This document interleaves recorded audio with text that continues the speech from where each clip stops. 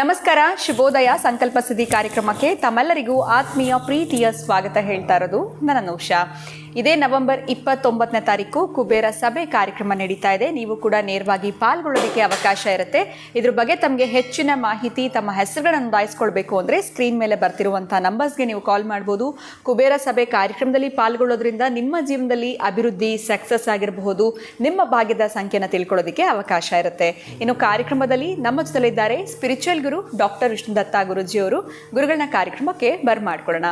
ನಮಸ್ತೆ ಗುರುಗಳೇ, ಶುಭೋದಯ. ಕಾರ್ಯಕ್ರಮಕ್ಕೆ ಭಕ್ತಿಯ ಸ್ವಾಗತ. ಒಳ್ಳೆದಾಗಲಿ ಗುರುಗಳೇ, ಮಾತಲ್ಲಿ ಹೇಳ್ತಿರ್ತೀವಿ ವಿಜ್ಞಾನ ತುಂಬ ಮುಂದುವರೆದಿದೆ, ಸೈನ್ಸು ಎಲ್ಲವೂ ಅಂತ. ಸೊ ಈ ವಿಜ್ಞಾನ ಮತ್ತು ಆಧ್ಯಾತ್ಮ ಇವೆರಡನ್ನು ನಾವು ತಗೊಂಡಾಗ ಇವೆರಡೂ ಕೂಡ ಬೇರೆನಾ? ಇದನ್ನು ಯಾವ ರೀತಿ ಡಿಫ್ರೆನ್ಶಿಯೇಟ್ ಮಾಡಬಹುದು? ಸೊ ಯಾವುದು ಗ್ರೇಟ್ ಅಂತ, ವಿಜ್ಞಾನನೇ ಕರೆಕ್ಟಾ ಅಥವಾ ಆ ಸ್ಪಿರಿಚುವಲ್ ಅನ್ನೋವಂಥದ್ದು ಇದೆಯಾ? ಯಾವುದನ್ನು ನಾವು ಕನ್ಸಿಡರ್ ಮಾಡಬೇಕು? ಹೇಗೆ ಡಿಫ್ರೆನ್ಶಿಯೇಟ್ ಮಾಡ್ಬೋದು?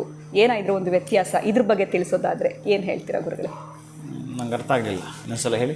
ಅಂದರೆ ಈ ವಿಜ್ಞಾನ ಮತ್ತು ಆಧ್ಯಾತ್ಮ, ಸೊ ಇವೆರಡರಲ್ಲಿ ಇದನ್ನು ಯಾವ ರೀತಿ ನೀವು ಡಿಫ್ರೆನ್ಶಿಯೇಟ್ ಮಾಡಬಹುದು? ಯಾವುದು ವಿಜ್ಞಾನನೇ ಸರಿನಾ ಅಥವಾ ಅದೇ ಮೇಲ, ಅಥವಾ ಆಧ್ಯಾತ್ಮನ ನಾವು ಫಾಲೋ ಮಾಡಬೇಕಾ? ಸೈನ್ಸ್ ಹಿಂಗೆ ಹೇಳುತ್ತೆ ಅಥವಾ ಸ್ಪಿರಿಚುವಲಿ ಹಿಂಗೆ ನಾವು ನೋಡ್ತೀವಿ ಅಂತ ಕೆಲವೊಂದು ಮಾತುಗಳನ್ನು ನಾವು ಹೇಳ್ತಾ ಇರ್ತೀವಿ. ಸೊ ವಿಜ್ಞಾನ ಆ್ಯಂಡ್ ಆಧ್ಯಾತ್ಮ ಅಂದಾಗ ಇದನ್ನು ಹೇಗೆ ನೀವು ಡಿಫ್ರೆನ್ಶಿಯೇಟ್ ಮಾಡ್ತೀರಾ? ಅಥವಾ ಇದಕ್ಕೆ ಡಿಫ್ರೆನ್ಸ್ ಅನ್ನೋಂಥದ್ದು ಇದೆಯಾ? ಇದೇ ಬೇರೆ ಅದೇ ಬೇರೆ ಅಂತ ನಾವು ಕನ್ಸಿಡರ್ ಮಾಡಬೇಕಾ? ಎರಡೂ ಕೂಡ ಒಂದೇನಾ? ಹೇಗೆ ಗುರುಗಳು? ಓಂ ವಿಶ್ವಸ್ಮೈ ನಮಃ. ಪ್ರೀತಿಯ ಬಂಧುಗಳೇ, ಈಗ ನಿಮ್ಮ ಪ್ರಶ್ನೆ ವಿಜ್ಞಾನ ಮತ್ತು ಆಧ್ಯಾತ್ಮ ಎರಡಕ್ಕೂ ಡಿಫ್ರೆನ್ಸ್ ಏನು, ಅಥವಾ ಯಾವುದು ಹೆಚ್ಚು ಹೀಗೆ ತೆಗೆದುಕೊಂಡಾಗ, ಈ ಪ್ರಕೃತಿಯಲ್ಲಿ 3 ಭಾಗಗಳಿದ್ದಾವೆ. ಈ ಪ್ರಕೃತಿಯಲ್ಲಿ 3 ಭಾಗಗಳುಂಟು. ಒಂದನೆಯದು ಜ್ಞಾನ, ಎರಡನೆಯದು ವಿಜ್ಞಾನ, ಮೂರನೆಯದು ಅಜ್ಞಾನ. ಈ ಜ್ಞಾನ ತೆಗೆದುಕೊಳ್ಳೋಣ.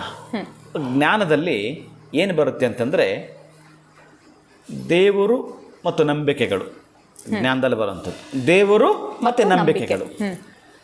ಅದೇ ವಿಜ್ಞಾನದಲ್ಲಿ ಆಲೋಚನೆಗಳು ಹಾಗೂ ಪ್ರಯೋಗಗಳು, ಎಕ್ಸ್ಪೆರಿಮೆಂಟ್ಸ್, ಪ್ರಯೋಗಗಳು. ಇನ್ನು ಅಜ್ಞಾನದಲ್ಲಿ ನಾಸ್ತಿಕತೆ, ಕುತಂತ್ರಗಳು. ನಾಸ್ತಿಕತೆ ಮತ್ತು ಕುತಂತ್ರಗಳು.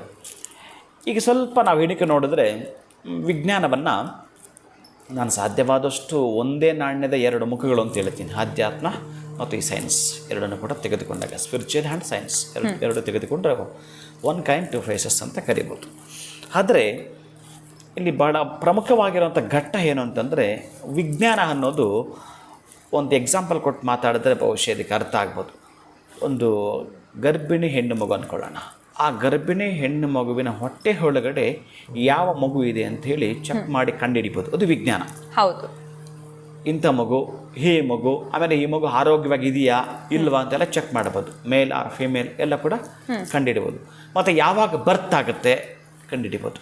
ಮತ್ತು ಯಾವಾಗ ಡೆತ್ ಆಗುತ್ತೆ, ಎಷ್ಟು ವರ್ಷಗಳ ಬದುಕಿರುತ್ತೆ, ಅಥವಾ ಅದಕ್ಕೇನಾದರೂ ಅಂಗವೈಕಲ್ಯ ಆಗಿದೆಯಾ, ಇದೆಲ್ಲ ಕೂಡ ಚೆಕ್ ಮಾಡ್ಬೋದು. ಯಾವುದರಲ್ಲಿ? ಸೈನ್ಸಲ್ಲಿ, ವಿಜ್ಞಾನದಲ್ಲಿ. ಇಷ್ಟೆಲ್ಲವೂ ಕೂಡ ನಮಗೆ ಸಿಗುವಂಥದ್ದು. ಆದರೆ ಈಗ ಜ್ಞಾನಕ್ಕೆ ಬರೋಣ. ಜ್ಞಾನ ಮೀನ್ಸ್ ಆಧ್ಯಾತ್ಮ.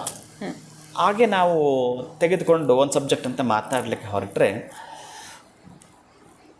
ಈ ಮಗು ಏನಾಗುತ್ತೆ, ಹೇಗಾಗುತ್ತೆ, ಈ ಮಗು ಅಂಬೇಡ್ಕರ್, ಸಚಿನ್ ತೆಂಡೂಲ್ಕರ್, ಬುದ್ಧ, ಬಸವ ಅಥವಾ ಇನ್ನೇನೋ ಅಜ್ಞಾನಿಯೋ ವಿಜ್ಞಾನಿಯೋ ಒಬ್ಬ ಕಿಡಿಗೇಡಿಯೋ ಆಗ್ತಾನೆ ಅಂತ ಹೇಳುವಂಥ ಸಬ್ಜೆಕ್ಟ್ ಇದ್ದರೆ ಅದು ಆಧ್ಯಾತ್ಮ. ಈ ಗೌತಮ ಬುದ್ಧ ಹುಟ್ಟಬೇಕಾದ್ರೆ ಅವನು ಜಾತಕ ಬರೆಯುವಾಗ ಆತನಿಗೆ ಪಂಡಿತರು ಹೇಳಿದರು, ಇವನೊಬ್ಬ ದೊಡ್ಡ ಮಹಾನ್ ವ್ಯಕ್ತಿ ಆಗ್ತಾನೆ ಅಂತ. ಮಹಾನ್ ವ್ಯಕ್ತಿ ಆಗ್ತಾನೆ ಅನ್ನೋದನ್ನು ಅವ್ರು ಬಿಡಿಸಿ ಹೇಳಿದರು, ಹೀಗೆಲ್ಲ ಆಗ್ತಾನೆ ಅಂತ. ಇನ್ನು ಅದೆಲ್ಲ ನಾನು ಎಷ್ಟೋ ಸಲ ಹೇಳಿದ್ದೀನಿ. ಹಾಗೆಯೇ ಅಂಥ ಮಹಾನ್ ವ್ಯಕ್ತಿ ಆಗಲಿಕ್ಕೆ ಬಿಡದೆ ಎಷ್ಟೋ ಚೌಕಟ್ಟಿನಲ್ಲಿ ಅವನನ್ನು ಬಂಧಿಸಿದರು. ಆದರೆ ಆತ ಈ ಜಗತ್ತಿಗೆ ಗೊತ್ತಾಗ ಹಾಗೆ ಮಹಾನ್ ಭಾವನಾಗಿ ಬೆಳೆದ. ಇದನ್ನು ತೋರಿಸುತ್ತೆ ನಿಮ್ಮ ಆಧ್ಯಾತ್ಮ. ಬೇರೆ ಇನ್ಯಾವುದರಲ್ಲೂ ಅದು ಸಾಧ್ಯವೇ ಇಲ್ಲ. ವಿಜ್ಞಾನ ನಮಗೆ ಬೇಕು, ಆದರೆ ಎಲ್ಲವೂ ಅದೇ ಅಲ್ವಲ್ಲ. ಹೌದು, ಎಲ್ಲವೂ ಅದೇ ಅಲ್ವಲ್ಲ. ಈಗ ಸೂಕ್ಷ್ಮ ಅಂತ ನೀವು ಸ್ಥೂಲ ಅಂತ ತೆಗೆದುಕೊಂಡಾಗ ನಮಗೆ ಕಾಣ್ತಾ ಇದೆ. ಈಗ ಇಂಟರ್ನೆಟ್ಟು ನಿಮಗೆ ಕಾಣೋದೇ ಇಲ್ಲ, ಬಟ್ ಇದೆ, ಕೆಲಸ ಮಾಡ್ತಾ ಇದೆ. ಆ ಕೆಲಸ ಮಾಡ್ತಾ ಇದೆ ಅಂತಕ್ಕಂಥ ಹೇಗಿದೆಯೋ ಅದು. ಈಗ ಮೊಬೈಲ್ ಏನಿದೆಯೋ ಅದು ಕರೆಕ್ಟ್, ಈಗ ಮನುಷ್ಯ ಏನಿದ್ದಾನೆ ಅದು ಕರೆಕ್ಟ್. ಅದರ ಒಳಗಡೆ ಇನ್ನರ್ ಸೈಡ್ ಅವನೇನು ಥಿಂಕ್ ಮಾಡ್ತಿದ್ದಾನೆ, ಹೇಗೆ ಮಾಡ್ತಿದ್ದಾನೆ ಅನ್ನೋದೆಲ್ಲವೂ ಕೂಡ ಕಂಡುಹಿಡಬೇಕಾದ್ರೆ, ಈಗ ನಿಮಗೆ ಹಸಿವಾಗ್ತಿದೆ ಅಂದಾಗ ನೀವು ಹೇಳ್ಕೊಳ್ತೀರಿ, ಹೇಳೋದನ್ನು ಗೊತ್ತಾಗಲ್ಲ. ಆದರೆ ಆ ಆಧ್ಯಾತ್ಮ ಅಂತಕ್ಕಂಥ ಸಬ್ಜೆಕ್ಟ್ ಕೂಡ ಅದಾಗಿರುತ್ತೆ ಪ್ರೀತಿಯ ಬಂಧುಗಳೇ. ನಾವು ಎಲ್ಲಿ ತುಲನೆ ಮಾಡಬೇಕು ಅಂತಂದರೆ, ಜ್ಞಾನವನ್ನು ವಿಜ್ಞಾನವನ್ನು ಪ್ರೀತಿಸ್ತಕ್ಕಂಥದ್ದಿರಬೇಕು. ನಾವು ಅಜ್ಞಾನದಲ್ಲಿ ಇದ್ದೀವಿ ಅಂತಂದರೆ ಸ್ವಲ್ಪ ನಾವು ಒಂದು ಹೆಜ್ಜೆ ಮುಂದೆ ಹೋಗಿ ಯಾವುದು ಕರೆಕ್ಟು, ಇದು ದೊಡ್ಡದು ಇದು ಚಿಕ್ಕದು ಅಂತಲ್ಲ, ಎರಡೂ ಸಮಾನವೇ, ಎರಡೂ ಸಮಾನವಾಗಿ ಕಾಣ್ತಕ್ಕಂತಹದ್ದು ನಮಗೆ ಬರಬೇಕು. ಅಂತಹ ಜ್ಞಾನದಲ್ಲಿ ದೇವರುಗಳು ಮತ್ತು ನಂಬಿಕೆಗಳಿದ್ದಾವೆ, ಅದಕ್ಕೂ ಕೂಡ ನೀವು ಪದಚ್ಯುತಿ ತರಬಾರದು. ವಿಜ್ಞಾನ ಬೆಳೆದು ಬಿಟ್ಟಿದೆ ಅಂದ್ಬಿಟ್ಟು ನೀವು ಜ್ಞಾನವನ್ನು ಎಲ್ಲೋ ಒಂದು ಕಡೆ ಕಡಿಮೆಯಾಗಿ ನೋಡ್ತಕ್ಕಂಥ ಕರೆಕ್ಟ್ ಅಲ್ಲ. ಇನ್ನು ನಾನೇ ಎಲ್ಲ ಹೇಳ್ತೀನಿ ಬಿಡು ಅಂತ ಹೇಳಿ ಜ್ಞಾನ ಬೀಗೋದು ಕರೆಕ್ಟ್ ಅಲ್ಲ. ಎರಡೂ ಸಮಾನವಾಗಿರತಕ್ಕಂತಹದ್ದು ಸ್ಪಿರಿಚುವಲ್ ಆ್ಯಂಡ್ ಸೈನ್ಸ್. ಒಂದನ್ನು ಬಿಟ್ಟು ಇನ್ನೊಂದಿಲ್ಲ. ಪ್ರತಿಯೊಂದನ್ನು ಕೂಡ ಅಷ್ಟೇ, ಒಂದೊಂದು ಮಂತ್ರವನ್ನು ಕೂಡ ವೇದದಲ್ಲಿ ನೀವು ಡಿಕೋಡ್ ಮಾಡಿ ಹೊರಡಿದ್ರೆ ನಮಗೆಲ್ಲ ಸಿಗ್ತಕ್ಕಂಥದ್ದು. ಪ್ರತಿಯೊಂದು ಕೂಡ ವಿಮಾನವನ್ನು ಕಂಡುಹಿಡಲಿಕ್ಕೆ ಬೇಕಾಗಿರತಕ್ಕಂಥ ಅಷ್ಟೂ ಕೂಡ ನಮಗೆ ವೇದದಲ್ಲಿ ಸಿಗ್ತಕ್ಕಂಥದ್ದಿದೆ. ನಮಗೆ ಯಾವುದೋ ಒಂದು ಮೆಡಿಟೇಷನ್ ಮುಖಾಂತರ ಕಂಡುಹಿಡಿಯೋಕ್ಕೆ ಬಹಳಷ್ಟಿದ್ದಾವೆ ಆ ಒಂದು ಮೆಡಿಸಿನನ್ನು. ಅಂತಹ ಮೆಡಿಸಿನ್ ಕಂಡುಹಿಡಿಯೋಕ್ಕೆ ಸಾಧ್ಯವಿದೆ ಈ ಒಂದು ಆಧ್ಯಾತ್ಮದಲ್ಲಿ.